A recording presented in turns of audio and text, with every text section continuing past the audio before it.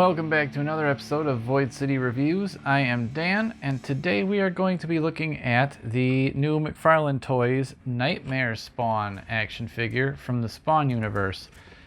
Now, there was an original Nightmare Spawn figure that came out in, I believe, 2007 from McFarlane Toys. However, from the description on the website, they seem to indicate that that's literally a nightmarish version of Al Simmons, the original Spawn. That figure had the crazy old demon legs with the backwards bending goat legs going on, and looked really freaky and awesome. Had giant, more kind of dragon-like wings, or kind of like the guy from Jeepers Creepers. That figure was pretty awesome. I really dig it. It's pretty sweet, although it was one of those figures that was kind of almost more like a figurine. It wasn't the most articulated thing in the whole world, but it looked amazing. That was kind of the trade-off with those figures. Now, with this guy, this is actually a newer character, if my research has been correct. That is still a Nightmare Spawn, but he's been around for a long time, so they indicate longer than Al Simmons. And he has developed the ability to go into your dreams, like Freddy Krueger style, and he feeds off the nightmares of humanity, and that's how he gets his power, I guess. And I guess he's got a sidekick. I think his name is Ordeal or something like that. I could be wrong, who knows, and that helps him out. And he's got plans to take over Hell and take Malboja off the throne, or whoever's currently on the throne, who knows.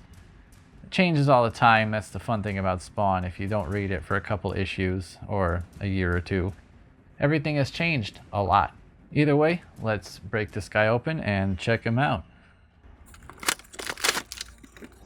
Like most of the Spawn figures, this guy comes with a stand that says Spawn on it, which is the same as most all the other DC figures or Spawn figures by McFarlane Toys come with, or even Mortal Kombat.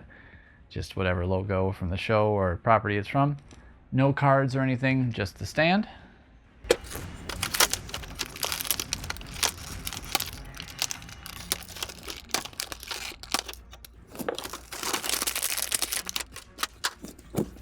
All right, let's take a look at him here.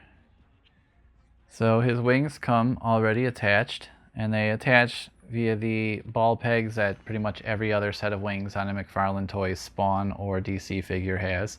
However, they are already punched into his back. I'm not going to try to pull them out because I don't want to risk it, having them already in there. Maybe they're supposed to stay there. Usually they come unassembled, so that's actually kind of nice that they did that for me. So looking at this guy, he does appear, as far as I can see, to have all your same basic McFarlane articulation. The one thing I am noticing is missing is he doesn't have the little discs in his armpits like a lot of McFarlane Toys figures have. So they call them butterflies sometimes, they call them cups, whatever you call them. Those things aren't in there, so he has a pretty good range of motion in the shoulder area. However, be careful, they are really thin joints on these guys, so I feel like there is definite possibility to break this guy, especially his wrists. He's got the weird kind of new wrist on his left hand. Yeah, so he has two different types of wrists, and I'm not really sure I understand the logic behind this, because one of them is going to be very easy to break and the other one won't. So his wrist on his right hand is like the Joker Titan, if you guys have seen that thing. It's sort of very flimsy and weak, and it's basically like the same hand except really small.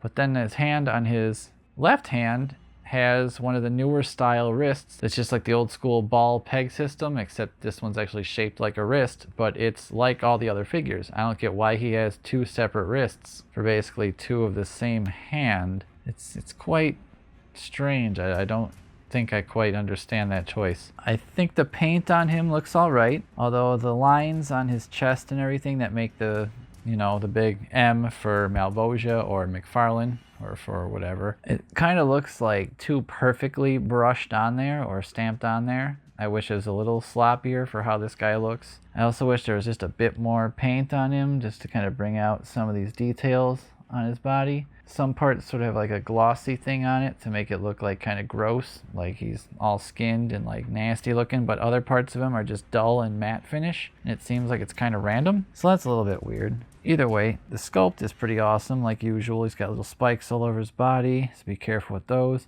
Does have the giant gauntlet on his right arm and nothing on his left, so like most Spawn figures, he has to be asymmetrical. I'm loving this head sculpt. I think this looks fantastic. That's always been one of my favorite things about Nightmare Spawn, has been his crazy looking face, so I definitely dig that.